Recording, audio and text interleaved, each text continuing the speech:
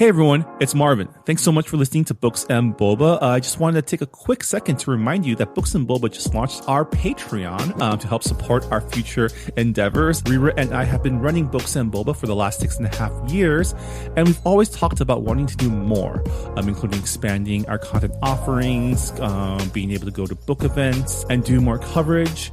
And so to help us get closer to those ambitions, we started a Patreon to help us grow and to better support books by Asian and Asian American authors. We are offering 2 tiers for our Patreon. The first is our regular Boba member coming in at $3 a month, which will give you access to our brand new Books and Boba Discord server so you can engage with your fellow Books and Boba Club members and also Rira and myself in real time. This is where we'll be aiming to move the bulk of our book club discussions, but rest assured we'll still have a presence on Goodreads as well.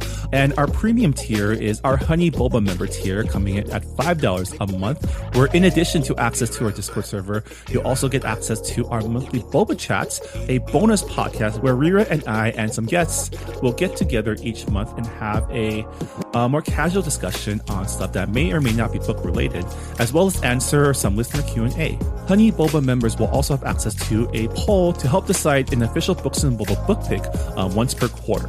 So if any of that sounds interesting to you, support Books and Boba on Patreon by going to patreon.com/booksandboba. As always, Rira and I really appreciate your support. All right, thanks for listening, and I'm on with the show.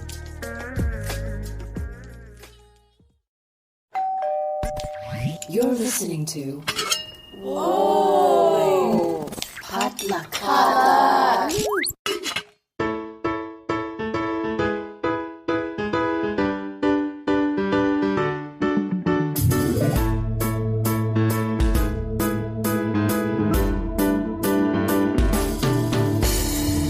And you are listening to Books and Boba, a book club and podcast featuring books by Asian and Asian American authors. My name is Marvin Yue. And I'm Rira Yu. And today we are discussing our September 2022 book club pick, You're Invited by Amanda Jayatissa, a thriller that has many, many twists and turns that I'm very excited to get into with you, Rira. And it should be a fun discussion because I just got my 4th jab. I just got my bivalent vaccine. So, cannot promise that I'll be 100% throughout the duration of this discussion. Lovely. But we've had Amanda on our show before. We talked to her about her debut novel, My Sweet Girl, which was also a thriller. This time around, My Sweet Girl took place mostly in America with flashbacks to Sri Lanka, but most of You're Invited takes place in Sri Lanka. So it was a little bit of a setting change, but I digged it. I really loved the setting, but we'll get into that later. Yeah, I remember reading My Sweet Girl and that being kind of like a good book, but also quite a bummer of a book. And this one is like way more fun. And I mean, it's still very thrillery. This feel very lots of disturbing imagery. I guess we do need to give a couple content warnings that we will be discussing things like self-harm and mental illness. That's kind of core to some of the characters in this book. But overall, it was paced more like a mystery, which was very exciting. Yeah, it was. Okay, so let's get started. Rira, can you start us off with the book description? When Amaya is invited to Kavi's over-the-top wedding in Sri Lanka, she is surprised and a little hurt to hear from her former best friend after so many years of radio silence. But when Amaya learns that the groom is her very own ex-boyfriend, she is consumed by a single thought. She must stop the wedding from happening, no matter the cost. But as the week-long wedding celebrations begin, and rumors about Amaya's past begin to swirl, she can't help but feel like she also has a target on her back. When Kavi goes missing and is presumed dead, all evidence points to Amaya. However, nothing is as it seems as Jayatissa expertly unravels that each wedding guest has their own dark secret and agenda, and Amaya may not be the only one with a plan to keep the bride from getting her happily ever after. Yeah. So before we get started, just a quick spoiler warning. On this podcast, we do discuss all parts of the novel, including endings and twists. And this being a mystery novel, the twists are especially important. So if you have not read this book and plan to read this book, hit pause and go read it before listening to our discussion, unless you're the type of person who likes to know the solutions to a mystery before reading it.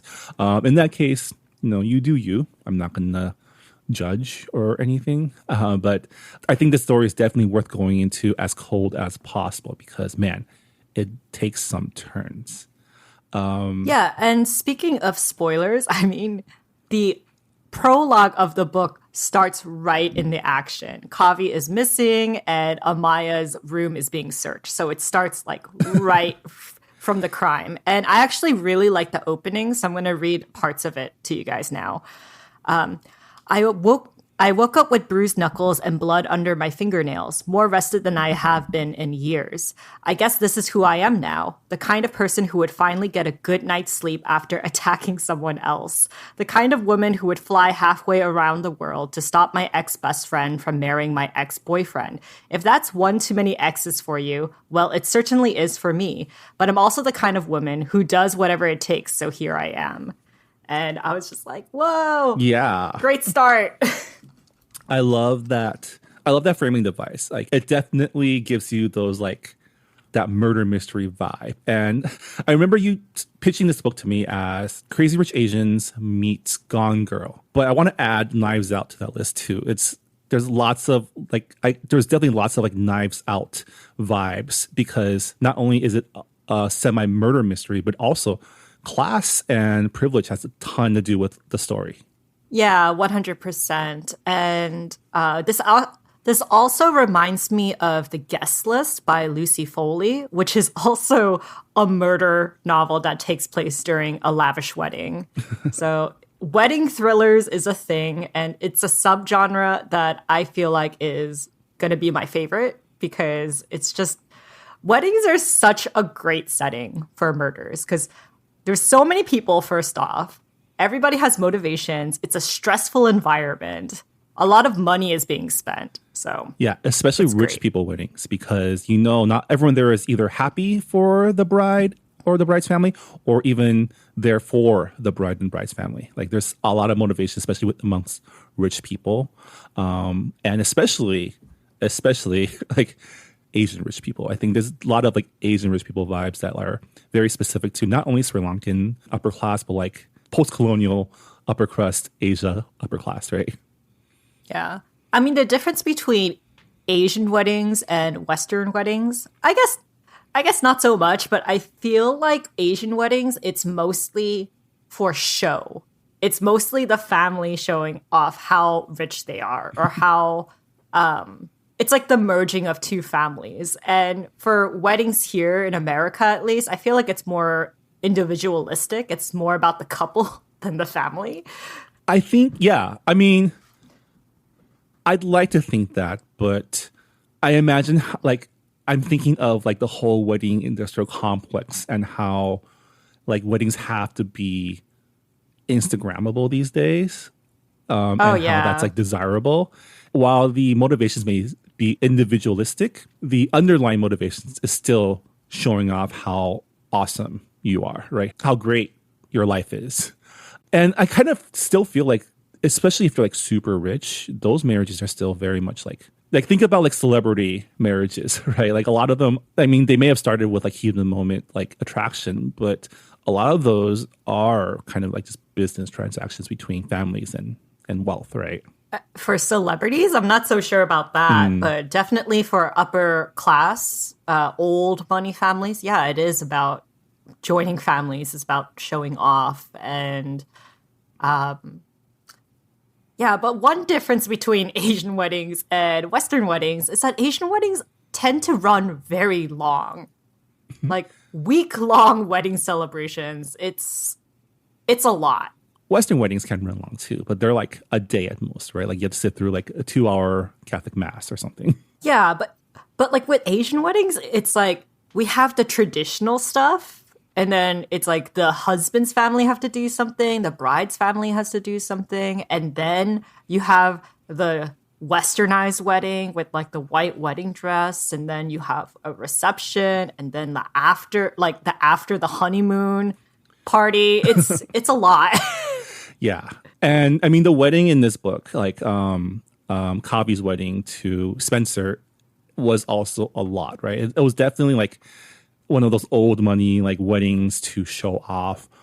But then you add in Sri Lankan post-colonial culture, the Anglophilia, the gossiping aunties, and the conservative family values, right? It was a lot. Like there was a lot of tension just from the setting and from how the society of modern Sri Lanka throughout the story. I read an interview with Amanda Jayatissa on this book, and she said the inspiration behind this book was she was actually at a Sri Lankan wedding, and it wasn't like Crazy Rich Asian style, but it was definitely like extravagant. And she saw the bride kind of have like, she was getting mad and stressed out, but like as soon as like someone started to like come up to her, like her face went back into like smiling, beautiful, glowing bride mode. And she was like, wow, that was a little bit scary. So that's where the inspiration came from. And while you're reading this book, you're like, wow, people are very like duplicitous. Everybody shows like their best side, whether it's at a wedding or on Instagram. And, in Asian culture, there's a lot of saving face. So I thought that was like a recurring theme in the book. And I thought it was very clever. Yeah, because it's supposed to be the best day of your life. It's supposed to be a day where everyone is perfect, where you show off how awesome your life is. And so, especially in a society where it's very, like for a modern society, it's also very antiquated in its norms and values. Like every little thing can be used against you. It's like, it's like an old English like costume drama, right? Where everyone's like so picky on etiquette and, scrutinizing every little thing. And man, it's just, like I said, just a pressure cooker of emotions dressed up in like this perfect wedding.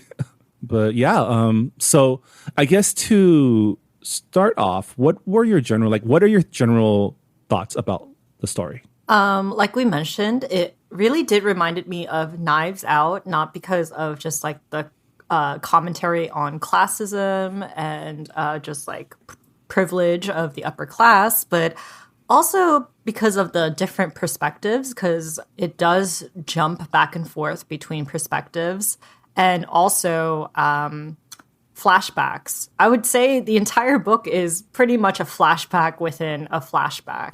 And I know that could be annoying for some people, but I think Amanda did a really good job easing you into those flashbacks. And I really like the police transcripts that were interspersed in the chapters, because you get like little bits of what happened, because you don't actually know what the crime is. You just know that the bride is missing. So the entire time you're just like, what happened? Why are they being interviewed? Like, what does everybody know? And slowly it gets pieced together. I think the start of the mystery, it's very slow. But like once you get past like the first quarter of the book, I think it really kicks into high gear. Yeah, I mean, the bones of this book is pretty much your murder mystery. Like you have your investigator come in, interview everyone at the hotel, and things start unraveling. But instead of like a cop or a detective or a private investigator, it's like a private security company, which becomes an important plot point later on too. But yeah, I agree with you that the book starts off a little slow. And not slow because there's not a lot of action, but slow because we open in the POV of Amaya, who is the Sri Lankan woman living in Los Angeles, who is kind of living in seclusion, right? She's isolated. She has a lot going on in her head. And I mean, we open up with like a BDSM scene, right? Yeah, I guess so. That's after the prologue where her room is getting searched and she's getting accused of foul play. But I really liked the characterization of Amaya. Like, I loved her fixation on numbers. Like it has to be, there has to be a pattern to the numbers. And she like looks for signs. And there's like a bit of just like she's nervous all the time. And it's just so palpable through the prose. And with the BDSM scene, I think that was a red herring. I think a lot of people probably thought, oh, she's into BDSM, so she definitely has violent tendencies. But BDSM is about, you know, letting go of control if you're a subservient. So it's like, okay, she is someone who tends to want to control every aspect of her life because she is anxious. And I thought that was a good setup for her character. Yeah, I mean, that's what I got from that scene too. Not that she's into violence, but that she needs to like just not think about things for a while, not to have to be in control. And you kind of wonder where that comes from, right? There's obviously like something happened to her life that caused her to break up. Like she alludes to, you know, having to break up with her best friend's family, having to live on her own, and having to like kind of just be independent, and how much that's weighing down on her. And, you know, the first few chapters, Amanda Jayatissa kind of paints her as someone with a lot of issues. And, you know, throughout the story, like every single character in the story is an unreliable narrator, right? And so, you know, as that onion starts peeling, you start to realize the origins of what happened to Amaya. As a reader, you start to, you know, shift your opinions of her, and which is pretty, I think is pretty good, like thriller writing, right? To like throw you off in the beginning about this characterization before you start to realize what is the cause. Because, you know, at first when you're introduced to Maya, she's, you know, she goes on this fetish date, and then she goes home and starts cyber stalking her ex-best friend. And that's how she learns about the upcoming wedding. Right. And yeah, and I want to point out that it's not just like cyber stalking. She made multiple fake Instagram accounts and was like writing comments under Kavi's Instagram post, being like, "Oh my God, you look gorgeous," and then in another account being like, "Where did you get your dress?" I was like, that is a level of cyber stalking that is. I mean, we all cyber stalk our old high school friends, right? Like, yeah. From time to time, you'll be like, oh. But we do not engage, right? We don't engage, right? We lurk, but we don't engage. Like the most mortifying thing is when you accidentally like a post from like 3 months ago, right? Like, oh shit. And then like quickly undo. Hope I didn't get the notification, right?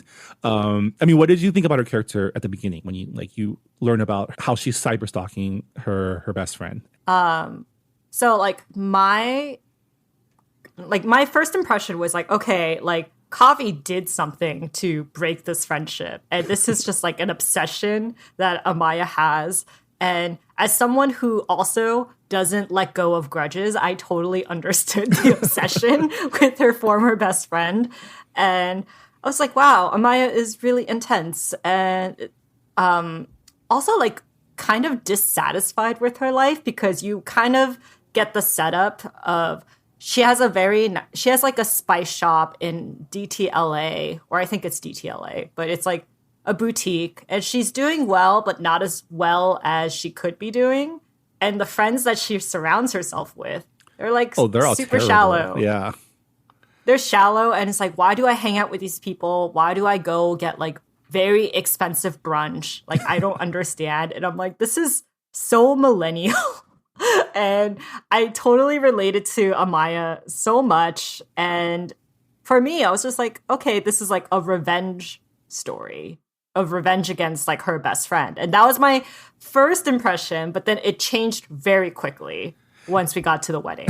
Yeah, I mean, she's set up at the beginning to be kind of like a stalker friend, right? Someone who's just obsessed, and she does have like, I don't know if it's not homicidal tendencies, but she does have homicidal daydreams, right? About everyone she interacts with. Yeah, and I'm sure that's supposed to like throw off the readers in terms of like, oh, she has violent tendencies and definitely has murder in her mind. But quite honestly, I also think of murder in my mind when I'm in when I'm in situations with people that I don't like and I just want to get away. Yeah, I think about murder. So I didn't think that was out of the typical. Maybe I'm a sociopath. I don't know. I don't even think it's like out of all the characters in the story, I think Amaya turns out to be the least sociopathic. And, that's a little spoiler for what's coming up. But I think everything that's like, justice for Amaya, everything she's probably the most pure person in this entire book because she's the only person who's probably an actual victim in the whole thing, right? Yeah. Yeah. But yeah, she finds out that her former best friend, Kavi, is getting married. And then Kavi is like this she's an influencer, right? She's like a very popular influencer. Who runs a charity called the Pink Sapphires, which funds education for low income Sri Lankan girls. And it's like, yeah, that looks great on paper. And of course, she looks perfect on Instagram with her rose gold accents. Another millennial thing that I was like, wow. Yeah. But I was just like, there's no way there's no way anyone is that perfect. Yeah. And then the kicker is she finds out that she got engaged to Amaya's ex-boyfriend who, I don't know if you caught on to this quote, but she mentions him as the person who broke her life into pieces, right? Yeah. Which is such a small part of the book, but that made him sus to me throughout the rest of the book, even when he's not portrayed as like a sus guy, right? Yeah, I mean, it's already sus because he's painted as this like perfect husband to be, perfect boyfriend, who like gifts roses and looks handsome and is able to charm like Kavi's family, which is obviously like a very big feat considering that they're like in the top 1% of Sri Lankan upper class society, plus the fact that he's white and there's already like a disadvantage of like, oh, you need to be really impressive in order for Sri Lankan parents or Asian parents to. Yeah. Oh, yeah, because we learned that Amaya's own mother was shunned by high Sri Lankan society for running away to marry a white guy who we also learn ends up abandoning her and going back to his own family in London and kind of just like a lot of just bad men in Amaya's life. Yeah, lots of bad men. And this book surprisingly has a lot of women. It's a very women-centered cast. And I thought that was really great because they're definitely overshadowed in real life society. Because as you can tell from reading the book, Sri Lanka is still very much a patriarchal society with very conservative ideas about what a woman's place is in the world, which is for them in the kitchen, being a mom. Like education's great, but that's only like a way for you to get a better husband. And you're just like, okay, we're living in like the 2020s now. Why is this a thing? Yeah. And so Amaya decides that she has to stop this wedding and she's willing to go as far as it takes and sets off to return home to Sri Lanka. And I guess that's the setup, right? And then the rest of the book is her attempting to reconnect with Kavi, attempting to stop her wedding, and attempting to get it together enough to like be a functioning person in this really like cutthroat world of Sri Lankan high society. Yeah, because she has a bad reputation in society already because her mom was pretty much a single mom because like we said, her white husband left her and it turns out that he already had a family in England. Whoops, forgot to tell you when we got married. And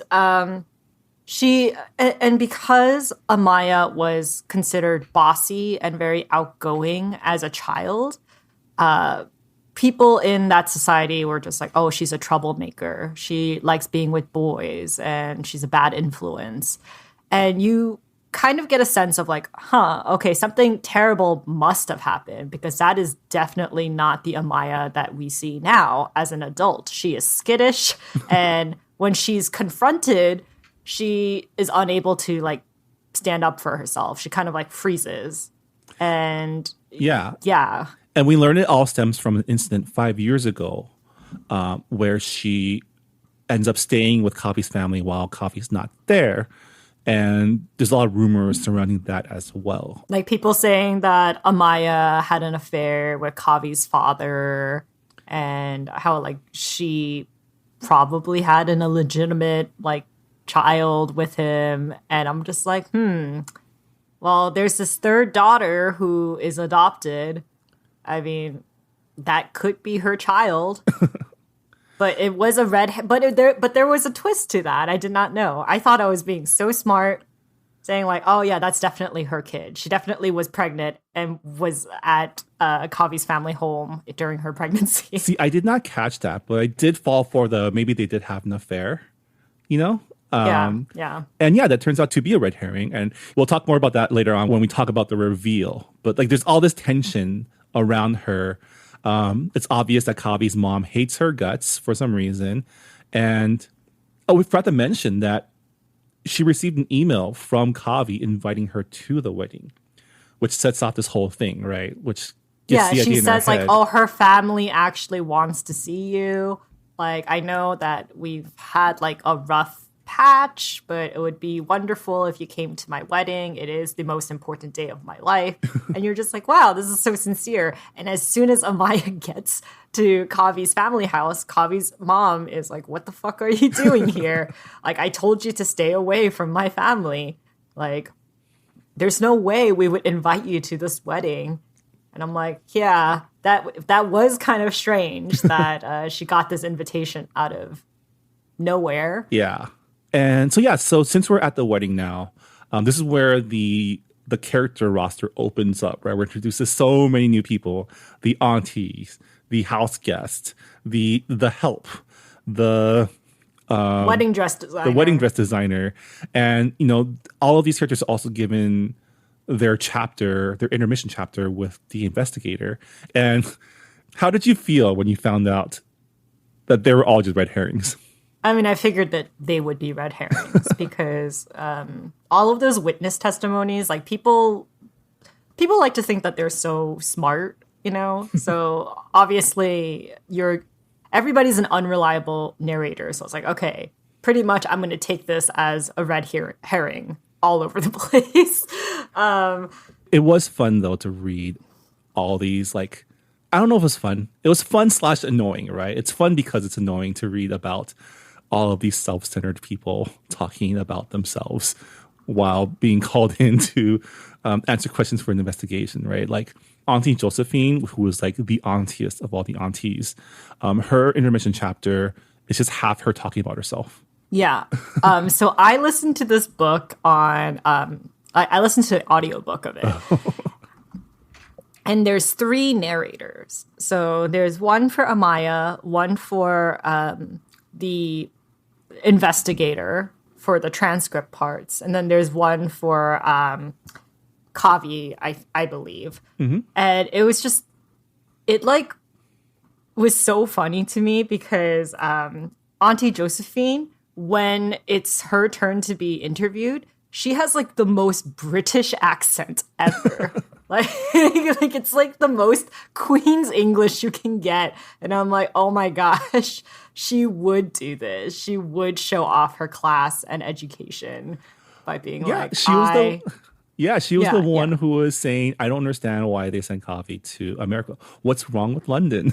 I mean, we see that in Crazy Rich Asians too. Like there is like an Anglophile fascination with these Southeast Asian countries. And it's like weird how colonialism has kind of warped that generation's perspective on themselves. Yeah. What did you think about, was it Laura or Lauren? Laura, right? The house guest? I think it's Laura. I don't remember. In my head, I'm just like some white girl who... She was like a different flavor of self-centered, but very dramatic. It was like, I was annoyed but intrigued, right? Yeah, the white girl who like constantly asks you questions about your culture and be like, that doesn't make sense. That's so weird. And then just kind of steamrolls you over. Oh, when she was saying how she didn't understand how you can eat curry for breakfast. I was like, that sounds great, actually. I would like curry for breakfast. I was like, you're here at this lavish wedding. You don't get to You don't get to complain. Yeah. I never suspected her of being the killer, but it was funny to like see her arc wrapped up in the fact that she was actually a corporate spy sent by her father. Yeah. Yeah. Everyone has their own agenda, which made this book really fun to read, in my opinion. Yeah. But at the wedding, the first big party, it was, I don't know what it was, but it was like, welcome to the wedding guests party. I don't think it was actually like it was a cocktail party, like a cocktail. It was like a cocktail party yeah. of some sorts. But this is where Amaya is like, okay, I'm going to plant the evidence. Yeah, plan to A. show that Spencer is a bad person, so that Kavi's family will throw the wedding away. And I thought the plan was just like so great because it relied on the gossiping tendencies of the aunties. And I'm like, yeah. Of course, it's the aunties that will like spread that information like wildfire. I love that she used auntie tendencies for her own nefarious purposes. I love that she targeted Auntie Josephine because she's the biggest gossip. And it was kind of sad that her plan A didn't work because Auntie Josephine decided to be discreet for once in her life. For the first time, once in her life.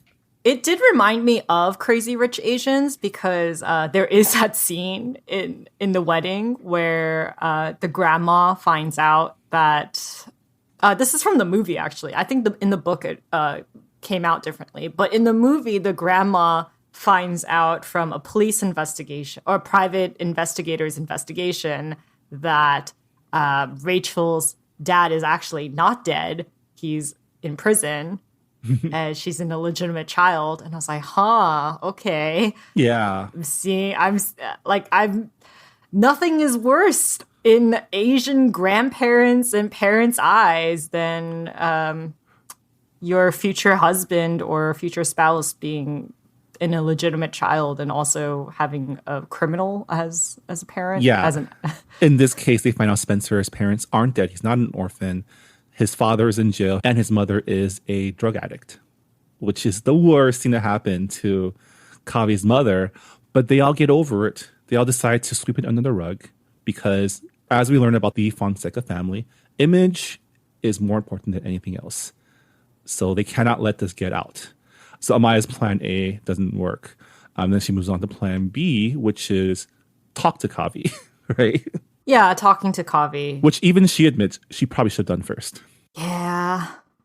I mean, she doesn't even get to say what she wants to say. Yeah. Like, it just kind of blows up in her face. She's just like, you shouldn't be marrying my ex-boyfriend. It comes out wrong in, like, the worst way possible. And Kavi's like, I freaking knew it. I knew that you came here because you were jealous. And I'm like, oh, man. Like, this is some Lifetime movie, like, drama that's happening right now. I love it. Right. And then so she attempts to stop the wedding. She has plan B. Plan C. Well, plan C. No, she doesn't get plan C yet. Plan B point 2. Like, plan B 2.0 is her trying to destroy the wedding dress to stop the wedding. But unfortunately, Kavi has a backup dress that she wanted to wear anyways. Such a rich person thing. Oh. Right. And so she moves to plan C, which is murder. And then this is when you find out the truth about the incident 5 years ago, right? That Nadia, the youngest sister, turned out to be her daughter, but the father was actually Spencer. Yeah, that was a real twist. That surprised me. I did not see that coming. And the whole point of stopping the wedding is really to protect Nadia and Kavi from Spencer. And that she did not really plan to murder her ex-best friend. The murder target was actually Spencer. Yeah. Did you expect Spencer to be an abuser? I expected him to be a gaslighter because I feel like Amaya's entire life is just being gaslit by the people around her, right? Yeah. Like, I expected him to be like emotionally abusive, but I didn't see the signs that he was like a con man, gaslighting abuser until it was like revealed. How about you? I kind of knew what was up with Spencer. I was like, he's super sketch, and like, what can you possibly do to make someone want to murder you for real? Like, fly across the world, bring a knife to a wedding? Like, what did he freaking do? And I was like, okay, it's probably someone who is emotionally manipulative.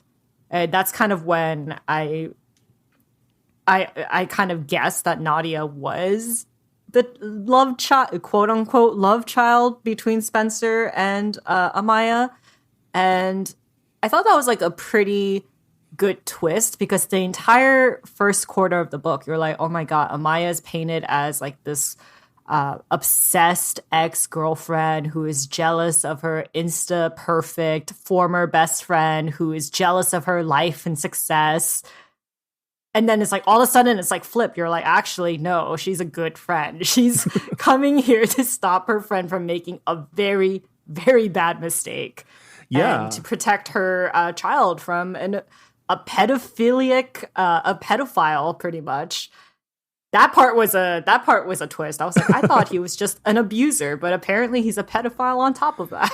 Yeah, just we see the signs. If you go back and reread all the sections where she talks about Spencer, they're all there, right? Like the first thing she ever mentions about Spencer is describing him as the man who broke her life into pieces.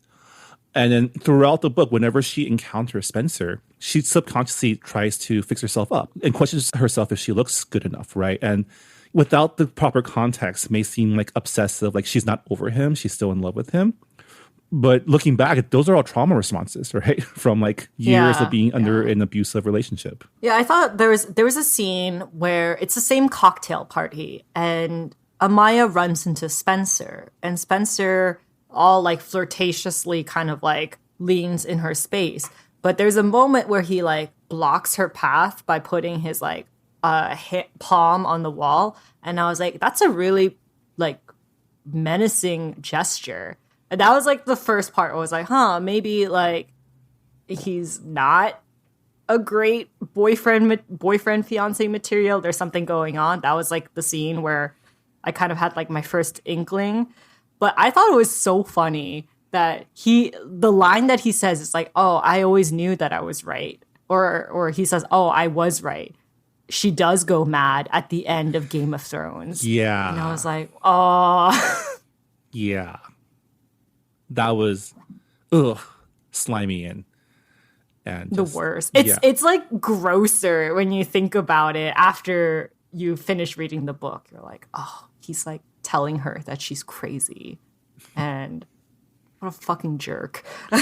Yeah, he deserved what became of him. But halfway into the book, we change into Kavi's POV. And I thought that was like very, very intriguing, because I was just like, the voice is very different from what I thought Kavi would actually sound like.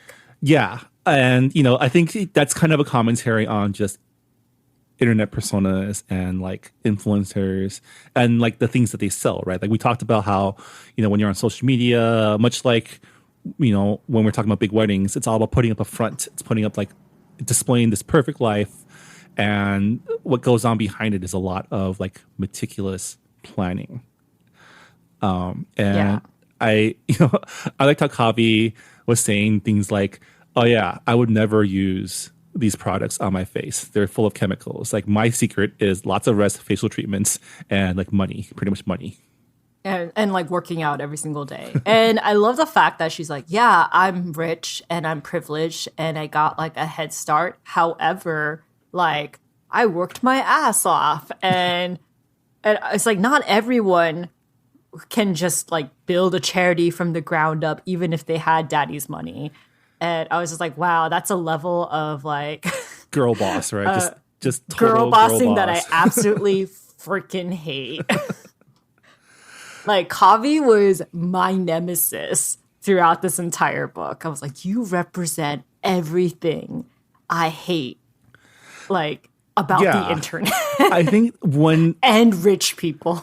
When the perspective switched, like much like your perception of Amaya changes throughout the first, like I want to say it's almost 2/3 of the book is Amaya's perspective, like you immediately like flip your perspective on Kavi too, right? She goes from being like someone who needs to be saved to like kind of maybe one of the worst people in this book. Kind of like you're like, oh, she's a total sociopath. Because she knows what to say in front of the aunties to like smooth things over. She's all about image. She's the one who's pretty much like making sure that her family is shown in the best possible light. And I had the feeling that she was kind of sociopathic throughout the book. Like my theory that got totally debunked by this section of the book was that she, just as how Amaya is fiercely protective of Kavi, she was fiercely protective of Maya, that she was actually like we learn about one of Amaya's early high school boyfriends who dies in a car crash after leaving her house. And then the whole situation surrounding her like literal shotgun wedding to Spencer, right? Her ex-boyfriend who was terrible to her. And I was thinking maybe Kavi is like her protector and like she secretly murders all these people because she's obsessed with her best friend. That was what I was thinking before we got into, she's just a spoiled rich girl. I think your version of things would make a good book, though. It just wasn't this book.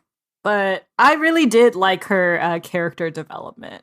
Yeah, I mean, I think it was because I was thinking about because the marketing draws parallels to Gone Girl. And so I was thinking, okay, there's obviously something like kind of obsessive about Kavi as well, right? So that's where my mind went. I really wish I didn't get pitched. This book wasn't pitched to me as Gone Girl meets Crazy Rich Asians, because the Gone Girl part really spoiled a lot of things for me. Because I was like, okay, Kavi is the girl who is missing. So she planned her disappearance. I was like, I wish no one pitched it to me as Gone Girl meets Crazy Rich Asians. It just kind of gave it away. And I mean, like, even if it wasn't pitched to me like that, I feel like just from the get-go of me knowing that influencers, they do meticulous planning. Not everything is as it seems. It's all manipulation, filters. It's like, yeah, 100% Kavi like planned her disappearance. But is she dead though? Because you don't know. She's just missing. Yeah, and I like that. The switch in perspective gives you her side of the story, which is that everything is pre-planned, that this isn't a relationship. Like she actually is marrying Spencer because he corners her into it, right? Like she takes advantage of her shallowness, of her like need to appear perfect in order to get her to agree to marry him. Like he literally proposes to her in the most public space possible, which I think most sensible people don't actually like that, right? They don't like big public proposals. I feel like most failed proposals are the really public ones. Like the kiss cam on at like baseball games. You're like, that's not a great way to propose to someone. Unless your partner is someone who loves attention, that kind of thing, right? Like for most people who like aren't public personas, I feel like it's a shitty way to propose to someone, right? Yeah, because it's supposed to be like about the couple, right? About your time together. And then when you involve like an audience, it doesn't feel genuine. And of course, this proposal wasn't genuine because Kavi wasn't dating Spencer in the first place. Yeah. The whole deal was like, hey, so I'm proposing to you because like you kind of need to marry anyway, because you're kind of going into the expiration date for brides and your mom wants you to get married like as soon as possible. So I'm helping you out here. I'm like, that's so like, you think you're the hero, mister? I don't think so. There's a separate agenda here. It's probably money because she's rich. I mean, we do find out that he is a con man, right? And his father was a con man. Like a big part of this story, actually, a theme is that like all the main characters in the story, Spencer, Amaya, and Kavi, all kind of repeat the mistakes of their parents, right? Like Amaya gets broken by a douchey white man. Spencer is a con man like his criminal dad. And, Kavi becomes her mother, a sociopathic, like high society woman, right? Yeah, I mean, it's definitely a recurring theme. It was pretty eerie to see. I think one character we have not discussed yet is the character of Tahani, who is the middle sister, Kavi's younger sister, who is like the rebel, right? She's like the black sheep of the family because I mean, I'm not going to go as far to say she's like a completely good person, but she's the only one in the family who like cares about doing the right thing. I guess so.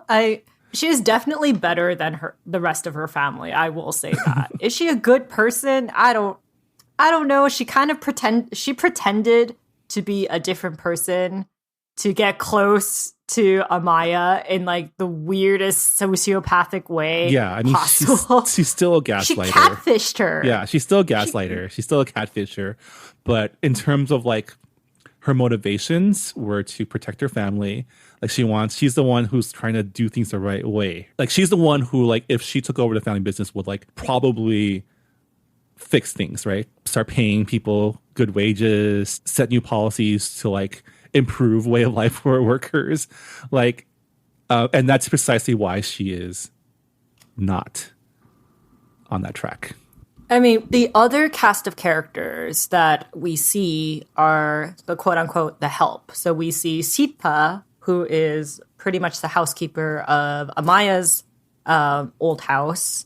And she was kind of like the nanny. And her servant mother too, yeah. Yeah, and like serving her mother. And then you have, I forgot the girl's name, but she used to work for the Fonseca's family, but she got fired. And she, in her transcript, she was pretty much saying, like, I prefer working as, like, a maid at this hotel because at least they're not tricking me into thinking that I'm family. And yeah, she only appears in that transcript piece, right? Does she only appear in that transcript? Yeah. I don't remember. However, I was just like, this is a very Knives Out scene, in my opinion. Which makes me think, when the chips are down, I feel like Tahani would still default to like protecting her privilege over anything else, right? Oh, 100%. Yeah. Like she wants that money to start her fashion line. It's like that situation of just like, oh, I really hate the way the high society works, but it works in my favor. So I'm just going to take the money and shut up. Yeah. All right. So now that we've gotten to it, what did you think about how everything shook out at the end? Okay, so pretty much Amaya breaks into Kavi's room with a knife, and you think this is like right before it changes to Kavi's POV. Mm-hmm. So you think that something went down in Kavi's hotel room, but it turns out that Amaya isn't there to kill Kavi. She's there with the knife because she knows that Kavi will not listen to her unless she has, leverage.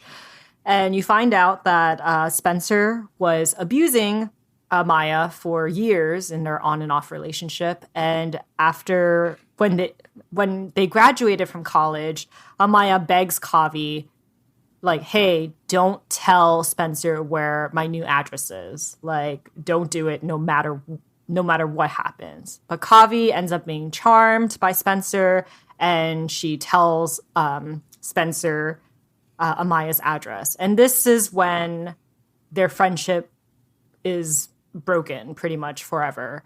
And I thought it was like a really good scene, because they're planning out like how Kavi can get out of this wedding, which she's been trying to get out of since the very beginning. Like, she's just like, okay, I know he's a con artist. However, right, because she's been investigating him too, right? Yeah. She's like, however, how can I work this to my angle? And after so many lies, she's like, this guy needs to go. Like, that's the final straw where she's like, he abused my friend? Like, hell no. Okay, we're going to figure out how to get out of this wedding. And this is when they planned the disappearance. And she tells Amaya to punch her face. I was like, wow, that was a scene. Yeah. But then when the perspective flips back to Amaya, you realize, or she realizes, that the plan isn't going the way that they talked about. And then she figures out where Kavi is. and sees her there confronting Spencer with a gun, which, you know, she's been a side plot in this story is like Amaya has been trying to acquire a gun throughout the entire story and wasn't able to. So she ends up with her kitchen knife. But, you know, Kavi's rich, so no problem acquiring a gun, right? And then what happens is there's a scuffle, it's a confrontation, and Amaya ends up with the gun being attacked by Spencer and shooting him dead. Oh, we forgot a very major character, a major plot point, which is so Kavi, she finds out that there is a discrepancy in her father's business accounts. And she's like, what the hell? It looks like someone has been like pilfering money from my charity and also like the business. So she goes to the accountant, and the accountant is just like pretty much blowing her off, being like, whatever, like you're a girl, like you don't know what money is, blah blah blah, spoiled rich daughter. So she gets him fired, but it turns out that he really needed his job because his wife was sick with cancer and needed the business health insurance to get the best care for her. And shortly after he was fired, and after they got put out of that insurance and she had to be put into a government-funded hospital, his wife passes away. So this guy is pretty much stalking Kavi for real, showing up at the wedding, threatening her, and you're just like, okay, this is a suspect in whatever happened to Kavi throughout the book. And he shows up because Kavi had staged it that way. And he shows up and she pins the murder on him pretty much at the end. And I was like, okay, that's a very neat way to tie up your loose ends. But also I feel also very bad. Icky, right? Because it's like, okay, Yeah. you're using the poor at that person. moment where things were kind of like, okay, like, yeah, you're using an innocent person's grief to cover up your own murder so you can get out of a wedding. And the reasoning she gives Amaya is, well, I didn't want to look like a victim. My brand is being a strong, independent woman, right? My brand is being a girl boss. And I was like, I fucking hate you so much. And then, you know, Amaya goes home afterwards, resolved to put everything, her past behind her, now that she's literally killed her demons. And then, you know, flies back to Los Angeles as a new, more confident woman and calls up her BDSM buddy to meet up for drinks, which is something that she would never have done beforehand. The end. Everyone happily ever after. The end. There's nothing suspect, no ulterior motives from anyone else in the entire story, right? Yeah. And you think that the book ends there, but then there's one more chapter and you're like, what? This was like, it was simultaneously the ickiest chapter, but also the best. It's the chapter where I kind of wish everyone just had their comeuppance in general, right? I wish there was one more chapter after that where they all get caught, right? No, of course not. They're rich people. And I think they'll never get caught. Yeah, and I kind of wish, so the last chapter is a conversation between Kavi and her mother where it's revealed that her mother was actually behind all the mysterious things behind Amaya growing up because we learn about like a teacher who was like maybe too close to Amaya and then the ex-boyfriend who mysteriously dies while driving home. And we realize not only is Kavi's mother behind those two disappearances, she did it because Kavi was actually the one sleeping with those two men. Yeah, and like Mrs. Fonseca is saying, Kavi, you sleeping around with Amaya's boyfriend, you would have been ruined forever. And I'm like, that's enough to ruin a woman's reputation, a girl's reputation forever. And it's just like ironic because, Spencer was Amaya's ex-boyfriend and she was about to get married to him. So I'm like, history repeats itself. But then, they have this conversation where, well, I was doing it because you wouldn't shut up about me getting married. And then her mother kind of just does the Asian parent thing where she's like, oh, whatever. Yeah, she was like Mrs. Fonseca is like, see, if you had married a nice Sri Lankan boy, like earlier in your life, you never would have gotten together with Spencer. And Coffee's like, the reason why I got with Spencer in the first place was because you kept pressuring me to get married. So, and then you find out that Coffee, she's like, oh, if it didn't work out with the accountant, I was just going to pin the blame on Amaya. And I was like, wow, that really shows your true colors right there. Yeah. And the fact that she thought, okay, the net positive is Amaya is my friend again, which in any other story would have been like a sweet moment, except that it's couched in like this very like transactional type of like thinking, right? But even though it is kind of like transactional towards the end, their friendship was real. I really like the fact that it goes into how they were really tight friends when they were in grade school. And like in college, like this friendship breakup actually impacted Kavi. Kavi was very shy before, and she relied on Amaya for a lot of things. And once their friendship broke, she actually really tried hard to get Amaya to speak with her again. Like there was actual heartbreak. And then she turned into an Instagram influencer. And that was like her way of getting the validation that she used to get from Amaya. And it was just like a way to make her feel good. And, you know, that's a commentary on social media itself. Like you feel like you need validation all the time. And this is the easiest way to get it. And I just really like the fact that this was about a friendship that, you know, went wrong. And in a way, it's a way to like find closure.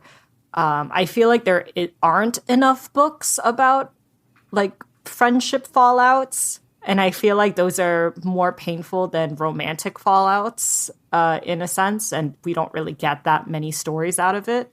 So I really like that. That Amanda chose to delve into that topic. Yeah. If there's one thing I wish this book had more, is maybe just one more chapter where we get that eat the rich ending that we all crave in today's society. And we talked about the Knives Out vibes that we got. And the one thing that I think we didn't have was like a compelling investigator. And that's by design, right? Mrs. Fonseca had her husband hire a third-rate security company to do the investigation so that it wouldn't like get out to the police. But part of me kind of wished, much like in Knives Out, we had like an investigator who was actually good and figures everything out. Because then we could have that ending where like everything blows up. But you know, that's just me wanting these rich people to eat shit, right? Yeah. But this book is about privilege and how people wield it and how the rich are horrible and they can get away with anything. So having that kind of ending would have just kind of been contrary to the whole theme of the book. I mean, there was that one moment when Amaya figures out where Kavi might be, but there's like a guard in her way. And she decides to whip out her own privilege to get past him. And I thought that was a very like, you can see how much doing that is something that she does not want and does not like, is so like upset at herself for doing. Right. I think I think that's the biggest like difference between her and Kavi is like she hates that she can do that. Right. Whereas Kavi kind of just rebels in it. Yeah. Like her privilege was her using an American accent and pretending not to understand the guard and being like, yeah, I'm like, I had an education abroad, so technically I'm better than you. And I could like call your boss and pretty much get you fired. Yeah. And that was pretty much the privilege card she used. And I've seen people use that privilege in Korea. Like I've seen like international, okay, like this is where I was just like, wow, like flashbacks, war flashbacks. But I've definitely seen kids from international schools who did not grow up in America, by the way. They like went to school in an international school, learned English from like American or British teachers or Australian teachers. And when they're at restaurants or in difficult situations, they like pull out the accent, their fake accent, and they're like, oh, I don't understand. I'm a Kyopo. I'm a foreigner. And I'm like, how fucking dare you? You're not a foreigner. It's like, this is why I fucking hate you. Because like, it's like, you don't have to go through the pains of being part of the diaspora, but you're cashing in on that like benefit. Fucking sucks. Rich people suck. Yeah. But in this book, they get away with it, which they often do, which, I think Amanda did a really good job portraying that privilege and how rich people live in a different world than we do. They care about different things, and they're willing to do whatever it takes to maintain that, which isn't that like just how we are where we are right now in this current political day and age. I will say that it was pretty wild to read this book while Sri Lanka has been on the news about their economic crisis and how like the country has like food and gas shortage, and it's pretty much like a humanitarian crisis over there, while you're seeing like all these rich people in Sri Lankan high society like going to parties and stuff. And you're wondering, how the hell did they get to these parties? There's no fuel in the country. Like, how are they operating the same way they used to? And it was just like a really interesting experience to read this book while most of the country is in shambles. Yeah. Yeah. Oh.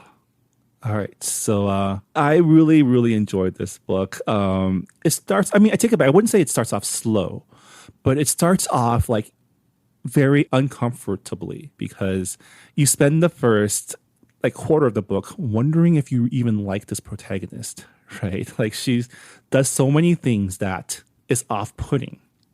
But then Amanda definitely makes you feel like an asshole for even thinking that by the end of the book. Because like I said, like out of all the characters, Amaya is probably the only one that's like trying to do the right thing at all times. Yeah, and she is a victim of a very abusive relationship.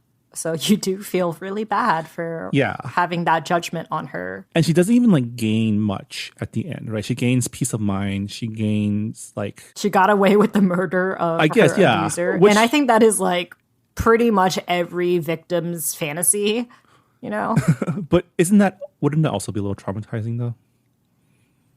I mean, I'm sure, but at the same time, it's like you killed your monster. Yeah.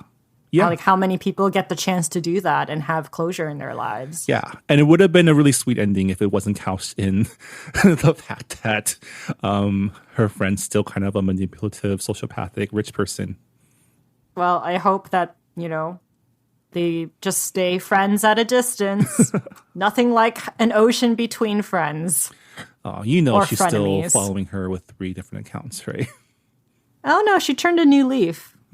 She might have just deactivated those accounts. That's true. They can actually be public friends now, which is nice. I'm happy for Amaya. Yeah, I hope she is able to move on. I hope she's able to use her renewed rich friend privileges. If your friend's going to be awful, use her money. Get that money invested in your spice shop and, really just live your life. You deserve compensation for all the terrible things that they put you through. Yeah. Anyway, that was our discussion of You're Invited by Amanda Jayatissa. Like we said before, we've talked to Amanda before, her debut book, My Sweet Girl, on this podcast. So check that out if you like this book and like this discussion. Yeah. And if you have your own thoughts about You're Invited and want to share that with us and the rest of our listeners, please let us know on our Goodreads forums. We always love to hear our listeners' thoughts on the books that we read, and we appreciate the engagement. But with that said, let's move on to Spooky Month 2022. Rira, what is our book club pick for October? So we are reading The Hole by Hae Young Pyun, and it is translated by Sora Kim Russell. And this is also a thriller, but it's slightly different. I would say this is a little bit on the scarier side. I would say it leans more towards horror. So I hope that I hope that it's fitting for Spooktober. But anyway, it is a bestseller in Korea. It is a psychological thriller about a man who wakes up from a coma after a devastating car accident that took his wife's life and left him paralyzed and badly disfigured. His caretaker is his mother-in-law, who is a widow grieving the loss of her only child. And he is neglected and left alone for the most part, and he feels like his caretaker, his mother-in-law, is up to something. So it is a very sinister, uneasy, claustrophobic read. And it's also very short. I would say it's around 150 to 200 pages, depending on what format you get the book in. But I'm excited to read this, even though I probably will have nightmares. Yeah, I think this is probably our first horror book, right? Like, we read a lot of ghost stories. See, that's the thing. I don't know if it's a horror book. I just know that it leans more towards horror, but it is a thriller. We're not reading like The Ring, for example. That would be straight up horror. I don't know if we ever will read straight up horror on this podcast because I do get scared quite easily. Sorry, that might be a Patreon thing in the future. I'm not doing that for free. Sounds good. All right. Well, looking forward to discussing this book with you at the end of October. Again, for our listeners who have finished the book and wants to share their thoughts with us, please let us know on Goodreads. We always love to hear from you, and we would love to include your thoughts in our discussion as well. But yeah, that'll do it for this episode of Books and Boba. Thank you so much for listening, and we will see you all next time. Bye, everybody. Bye-bye. Thanks for listening to Books and Boba. This podcast was hosted by Marvin Yue and Rira Yu and edited and produced by Marvin Yue. Follow the book club on Twitter and Instagram by going to @BooksandBoba and engage with us on Goodreads on our Goodreads group. You can also check out past episodes of the podcast by going to booksandboba.com and by subscribing to us on your favorite podcast app. Don't forget, you can support Books and Boba and Asian American authors by purchasing books at our bookshop.org account. Check out the link in our show notes and also at booksandboba.com. Books and Boba is a proud member of the Potluck Podcast Collective, a collective of Asian American hosted podcasts featuring unique voices and stories from the Asian diaspora. Learn more about the collective and check out our fellow Potluck shows by visiting the website podcastpotluck.com. Thanks for listening.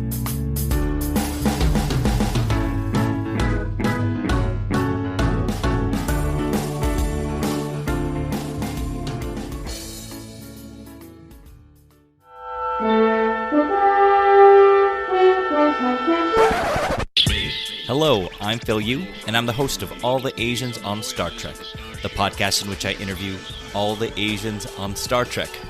I'm talking to actors, writers, directors, stunt people, background extras. You know, all the Asians on Star Trek. Find out more at alltheasiansonstartrek.com. Part of the Potluck Podcast Collective. Live long and prosper.